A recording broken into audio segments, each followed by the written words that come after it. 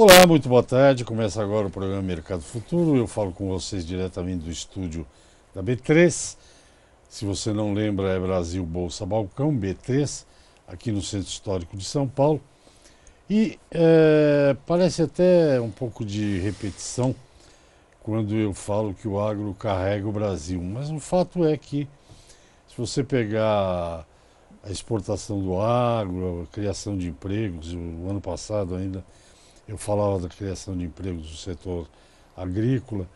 Tudo isso é muito positivo, independente deste ser um ano, 2018, que tem julgamento aí agora semana que vem, depois vai ter carnaval, depois vai ter as chapas dos presidentes, depois tem Copa do Mundo na Rússia, depois vai ter eleições, ou seja, o agro não tem. O agro nem pode deixar se influenciar por isso, porque senão o produtor todo dia tem que colher, plantar, irrigar, botar veneno, enfim, tirar leite, né, por exemplo. Então, o agro tem dado bons resultados. Nós vamos falar especificamente hoje do estado de São Paulo, mas é um exemplo do que serve para todo o Brasil. Você sabe que esse programa você pode assistir pelo canal do Boi, pelo Facebook, pode ir no YouTube semana que vem que você vai ver a entrevista.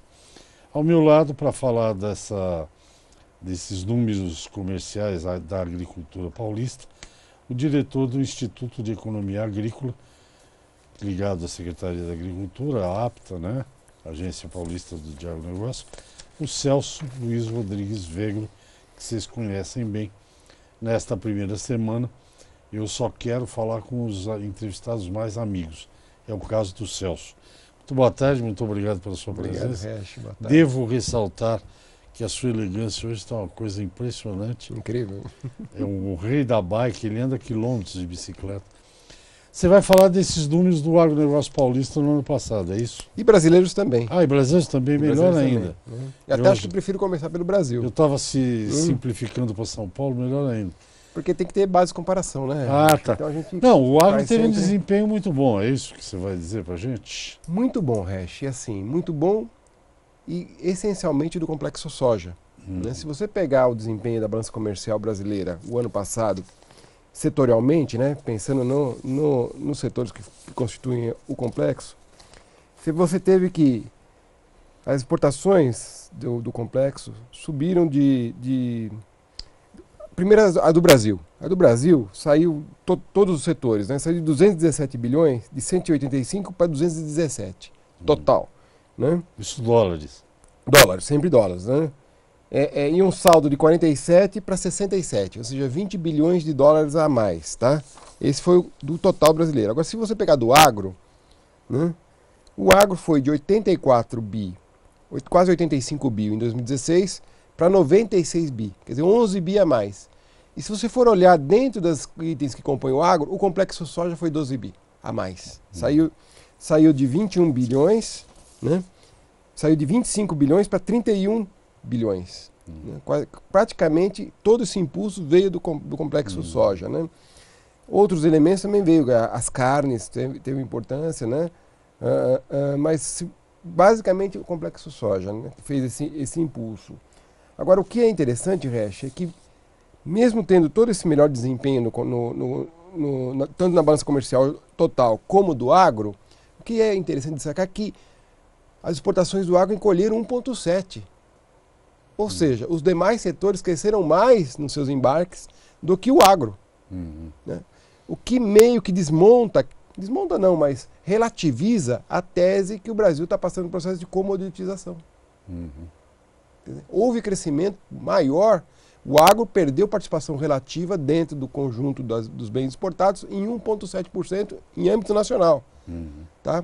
Então, é preciso tomar em conta, isso de fato está sendo muito celebrado aí na mídia especializada, os embarques de veículos, né?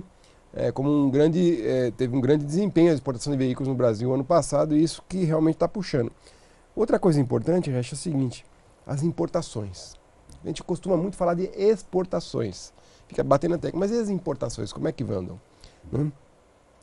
Se você excluir os bens de consumo e colocar só os bens de capital, ou seja, máquinas, equipamentos, softwares, as coisas que realmente vão ser aplicadas para incremento da produtividade, você vê que tem um aumento significativo, separando por segmentos, nesse componente, os bens de capital e serviços, né?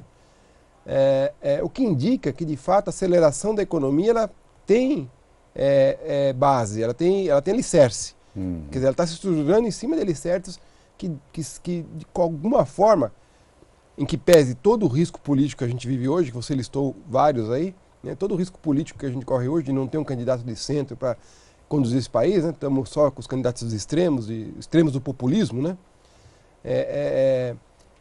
a gente percebe que mesmo com esse risco que nós corremos, o movimento comercial de importações dá sustentação para um crescimento, dá condições para um crescimento mais sustentado, né, para 2018. Né? É que nem aquele avião que sobe para um céu de turbulência. Nós estamos subindo e um céu é de turbulência, mas nós estamos subindo. Tá certo? Essa que é a imagem, assim, nós estamos subindo e o céu é de turbulência. Agora, se a turbulência geralmente não derruba o avião, mas geralmente chacoalha. Não derruba, chacoalha. Chacoalha um pouco. Eu queria te perguntar um negócio. Dá solavanco, né? Então a economia vai ter solavanco, acredito, mas não vai derrubar. Eu nunca te perguntei, acho que isso. Tem uma época que tinha um pessoal que dizia que, até hoje acho que diz, que era ruim o Brasil ser um exportador de matéria-prima, ou só de matéria-prima. Eu não concordo com essa ideia, porque quando o Brasil exporta um grão de soja, tem muita tecnologia embarcada ali, na minha opinião. Sim. Queria ouvir a sua. Hash, que tem que ficar claro que dólar de avião é igual ao dólar de soja. O mesmo dólar que arrecada vendendo avião é o mesmo dólar que arrecada vendendo soja. Então, desse ponto de vista, não há por que ter preconceito com os embarques de matérias-primas. Entretanto, reforço o que você falou, quer dizer, hoje a tecnologia de produção está extremamente sofisticada, né? Você tem os GPS, os seus drones, né? Daqui a pouco até tratores sem motorista, né? Então, tudo isso já está embute uma tecnologia bem avançada naquele produto final. O que carece o Brasil, aí sim pode ter uma crítica, é a capacidade de gerar valor agregado em cima disso. Exportar com um pouco mais de valor agregado, coisa que acontece no café. Tá certo? Se você pegar aí o café, você tem pelo menos uns 3,5 milhões de sacas embarcados na forma de solúvel, né? Já é um avanço relativo. Na soja também. Você tem embarques de farelo, embarques de óleo. No caso do sucro alcooleiro, você tem açúcar, você tem etanol, tá certo? São produtos já uma etapa posterior de transformação e isso agrega, traz os empregos para cá, valoriza o produto em si, né? E aumenta a arrecadação de impostos. Então, a questão que o Brasil precisa é avançar um pouco mais na cadeia de valor, né? Desses sistemas agroindustriais, desses complexos agroindustriais globais. Né? Então, quando exporta, ao invés de exportar a meia carcaça, o quarto de carcaça, exportar o bife na bandeja. Ou até mesmo o prato pronto congelado. Aí sim você chegaria no ápice da agregação de valor em torno daquele produto original. Na verdade, isso é feito aqui, né? Que eu sou de uma geração que minha mãe comprava um frango inteiro, né? Vivo até. Ou ia na granja lá e matava. O pessoal aqui de frango é muito esperto, né? Quer dizer, já deu esse passo, né? Hoje é muito mais valor agregado quando você vai lá no freezer do supermercado e compra de uma empresa estrogonofe de frango, você só vai fazer o arroz, evidente que ali tem muito mais valor do que vender o frango com pena e tudo, não é isso? Agora, o Brasil agrega valor em alguns produtos. Na soja, o farelo, que é importantíssimo, e o óleo, mais ou menos. Mas já tem exportações de rações preparadas, já, né? Também rações já aparecem nas exportações. Eu queria te perguntar o seguinte, a gente já volta aos números já. Quando você vende um café especial desses specialty aí, os gourmets, isso também é agregar valor. Também tem se agregação de valor. Se uma saca está 400 e pouco, você vende uma saca por 800, exatamente, você está agregando valor. Quer dizer, a questão não é só o aspecto da transformação que a matéria-prima sofreu, também os valores intangíveis, a qualidade, né? Porque a qualidade varia muito, não é? Então a gente reputa como um bem intangível. também as certificações, os orgânicos, os Fair Trade, os Rainforest, né? São todos produtos que... Vamos dar um parênteses aqui. Hoje eu tenho intervalo, então depois do intervalo eu pergunto o que eu ia perguntar. Converso com o diretor do Instituto de Economia Agrícola, IEA, Celso Luiz Rodrigues Vegro. Ele está falando dos números do agro para a gente aqui. Nós voltamos já já. Até já. Ok, estamos de volta ao programa Mercado Futuro. Aqui é o estúdio da B3. Você já sabe o que é isso. Aqui à minha direita, Celso Vegro, né? Diretor do Instituto de Economia Agrícola. E falando dos números do agronegócio, os números altamente positivos. Mas hoje, quando eu cheguei aqui, eu fui lá no Facebook e eu vi um negócio, um post seu, que era uma mesa e tinha produtos orgânicos. Você é zen total? Você só come, você só come coisa orgânica? Não. Eu sei que você... Curiosamente aconteceu de ter uma feira próxima de casa. Eu então, sei que você faz. Frequentar. Eu sei que você faz aquele granola, né? Ele faz na casa dele. Dizem que, ó, é daqui, eu estou esperando o meu pacote. Mas o que é? O que você tinha comprado ali? Eu não vi bem. Vegetais, legumes, frutas. Tudo, assim, brócolis, alface. Tem diferença entre o orgânico e o não orgânico? Olha, nutricionalmente... É mais caro, né? Depende, comprando direto do produtor, concorre com o preço do supermercado. A grande vantagem que eu vejo, Resch, é que ele dura mais ele dura mais tempo do que o outro. Quer dizer, uma goiaba orgânica dura um tempão, e uma convencional, você perde ela mais depressa se não consumir. Então, a durabilidade do produto é maior. Um tomate, por exemplo, dura muito fora da geladeira e o convencional não tem aquela durabilidade. É um bom argumento. Eu contraponho o seu argumento com o meu argumento. Eu, durante muito tempo, comprava, quando os supermercados resolveram fazer feira dentro do supermercado, né? Ter tomate, cebola, eu comprava. Agora que eu mudei para o interior, eu percebi que não vale a pena comprar legumes no supermercado, alho, inclusive, cebola. Porque os da feira, apesar de feira livre, tem uma feira livre lá à noite que é fantástica. Os da feira livre, talvez seja um pouco mais caro que do supermercado, mas tem uma durabilidade. E o alho, por exemplo, tem sabor de alho que esse de mercado não tem. Bom, vamos voltar... Parênteses. Longo parênteses. Vamos voltar aos números agora. Vamos falar de São Paulo. São Paulo é um grande exportador de produtos agrícolas, pelo seu Porto de Santos, mas vamos lá. Mas a gente, no cálculo da balança comercial paulista, a gente consegue separar o que é produto paulista mesmo dos demais produtos. Tá? Então, aqui, a gente lista realmente, quer dizer, quem quiser ter acesso ao estudo está no site da instituição, mas são os produtos realmente produzidos no estado de São Paulo. Né? Então, fala o site, é www.iea.sp.gov.br. Você procura os artigos lá. Eu estou aqui com as folhas, porque os números é difícil guardar na cabeça, né, Resch? Pode colar. Neste programa, você pode vir, porque pode colar aqui. Já achou aí? A balança comercial paulista, ela saiu de 46 na exportação bilhões para 50 bilhões. Então, aumentou 4 bilhões a balança paulista. Isso de 16 para 17. Isso. Tá? E no agronegócio, ela sai de 17,9 bilhões para 18,8. Cresce $1 bilhão. Tá? Então, quer dizer, São Paulo ele vem perdendo participação relativa no total nacional do agronegócio, devido ao crescimento da soja. Né? São Paulo não tem uma área de grãos muito forte, né? Embora esteja crescendo a área de grãos de São Paulo. Mas essa menor representatividade dos grãos em São Paulo é que tem diminuído a sua participação relativa na balança comercial do agronegócio brasileiro. Mas mesmo assim, Resch, houve um crescimento, tá?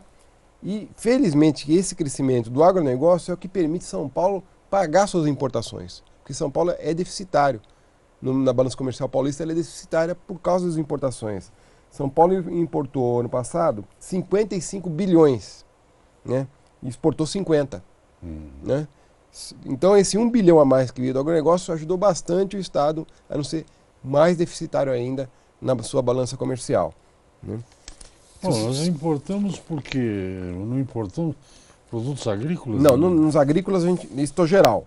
Nos agrícolas a gente importa mais ou menos 5 bilhões. Uhum. Nos agrícolas. Então, da exportação, 18,8, 5 de importações na parte do agronegócio. Mas, no geral, é 55 bi. Né? Então, dos outros 50 bi vem dos demais setores da economia. E daí que eu comento que o crescimento é um pouco mais robusto do que muitos imaginam. Inclusive, ano passado, poucos deram atenção para o movimento de importações que estava ocorrendo no Brasil, como um sinal importante de retomada do investimento e da busca de ganhos de produtividade, que, no fundo, é o que gera crescimento. Pouca gente falou sobre isso. De bens de capital, né? Bens de capital. Máquinas, exatamente. Tratores, etc. Tirando os bens que tem aumentado, isso que deu suporte. Agora, os destinos, quem são os nossos compradores, né? Para São Paulo, é a União Europeia, número 1. Né? União Europeia e o complexo sucroalcooleiro, as carnes e os sucos, suco de laranja, basicamente, né? É o que formam grande parte da balança paulista. Mais de 60%. União Europeia. Importância é suco? Ah, não. Em primeiro lugar é suco, depois vem as carnes, os produtos florestais, o café, as carnes e o complexo sucroalcooleiro. Né? Somando esses daí, você vai chegar a mais de 80%. Tá? Aí vem a China. A China, a União Europeia e China. China em segundo lugar no complexo paulista, né, dos agronegócios. No brasileiro, você também tem a mesma distribuição, né? Só que é a China que prevalece, né? Mais ou menos é 27% do total por causa da soja. As compras maciças de soja da China que coloca ela em primeiro lugar na balança comercial brasileira, ao contrário de São Paulo, onde em primeiro lugar está a União Europeia. E o café tem um papel importante, né? A China praticamente não compra café. Né?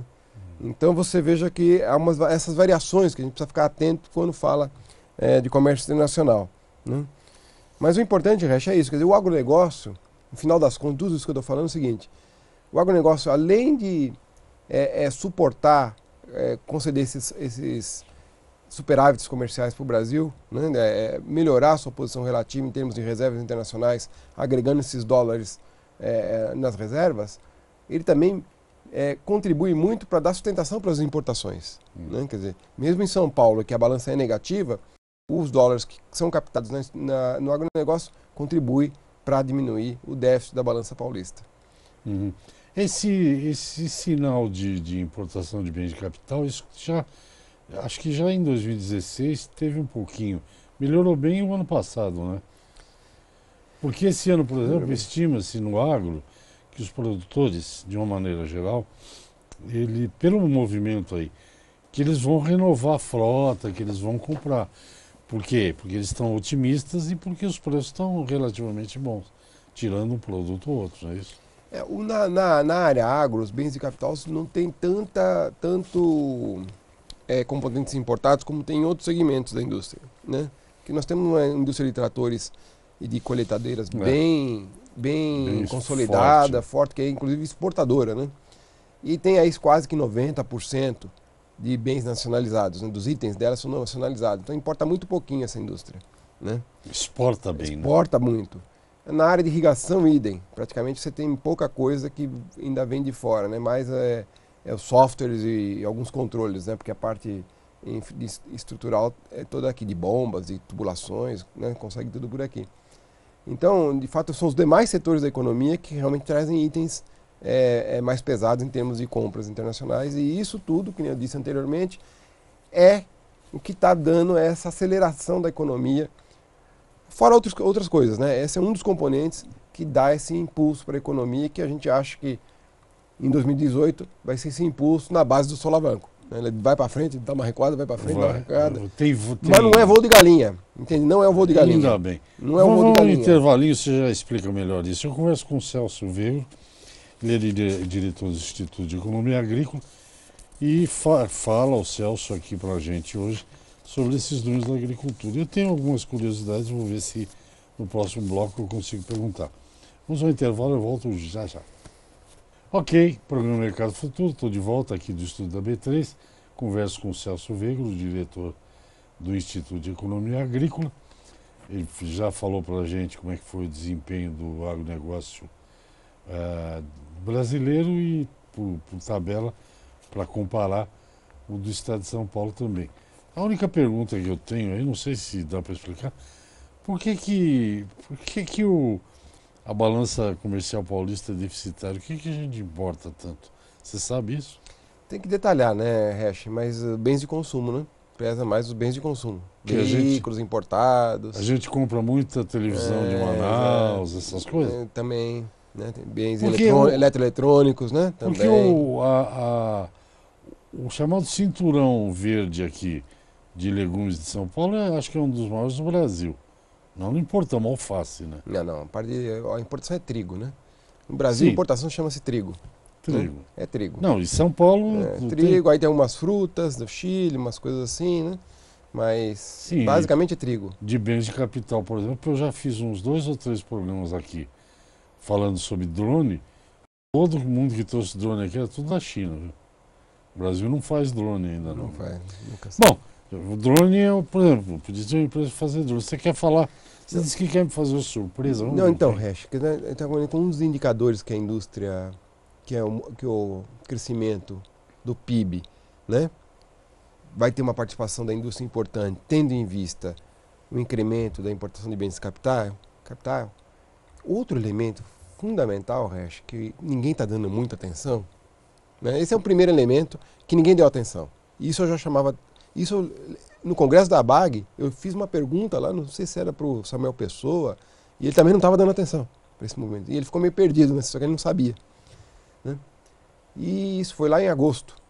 E agora isso confirmou. Outro elemento que ninguém está comentando aqui, Resch, é o seguinte. Né?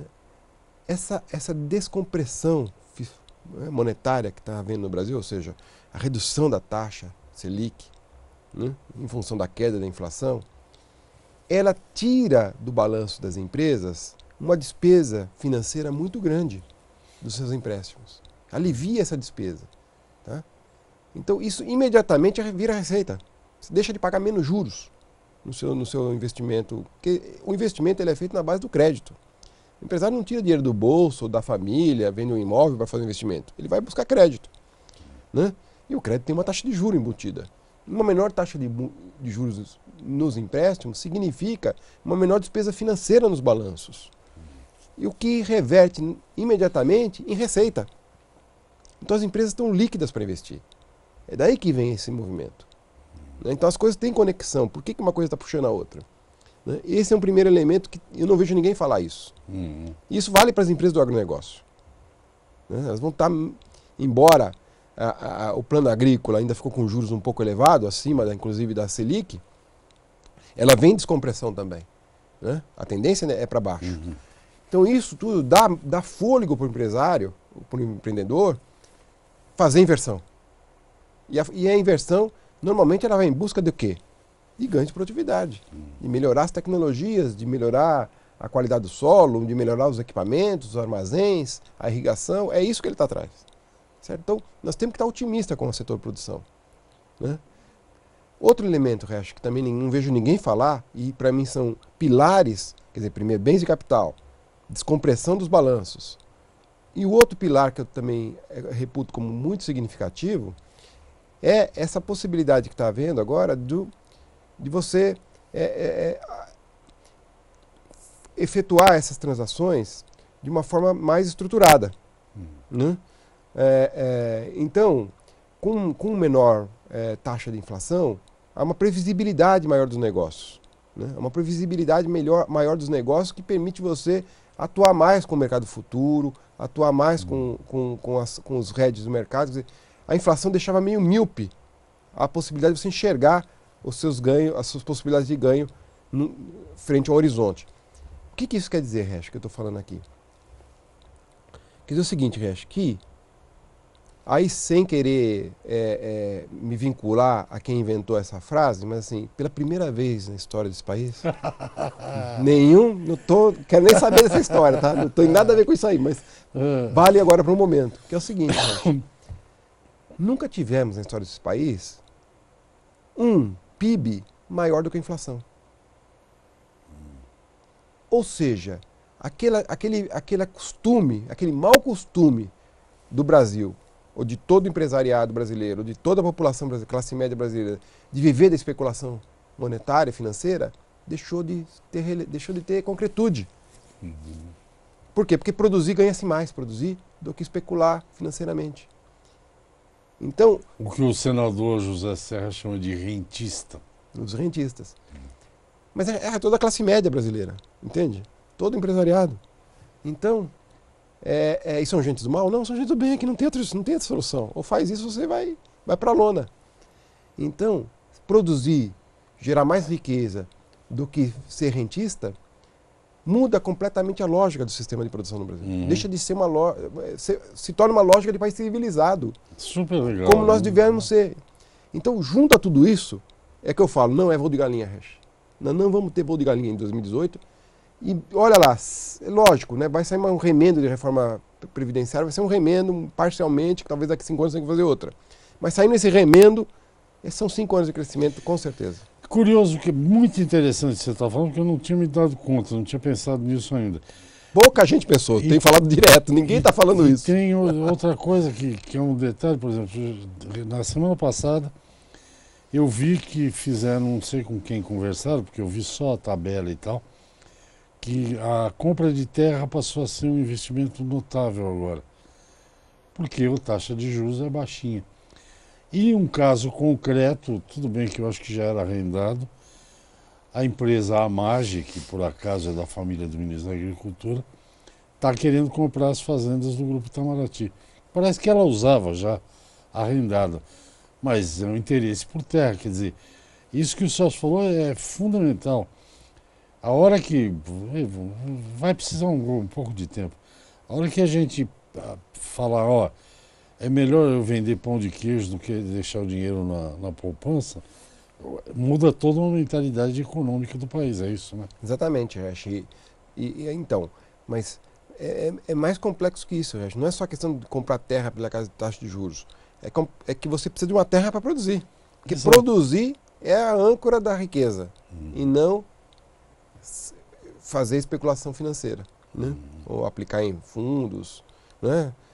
É lógico que se as empresas estão bem, exibem, que nem eu falei, um balanço menos comprimido pela taxa de juros, pelos juros pagos, né? Descomprimido pela taxa de juros, por um lado. Por outro lado, estão numa aceleração dos ganhos de produção e da produtividade e crescimento, é lógico que o mercado de ações vai dar um salto.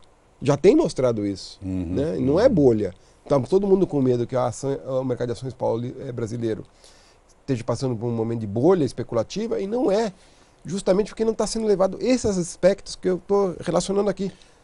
Tem esses aspectos, nosso tempo está acabando. E tem também um quadro internacional, que não vai dar tempo de você comentar, que no mundo todo as bolsas estão subindo. Então parece que não é um efeito brasileiro. No Brasil, pelos motivos que o Celso apontou. Celso, muito obrigado. Grato, Resch. Você conseguiu ficar comigo aqui meia hora e quase não falamos a palavra café. Uma vez só. Fica para outro dia. Gente, muito obrigado. Até o próximo programa. Obrigado, Celso. Obrigado. Até o próximo programa. Tchau, tchau.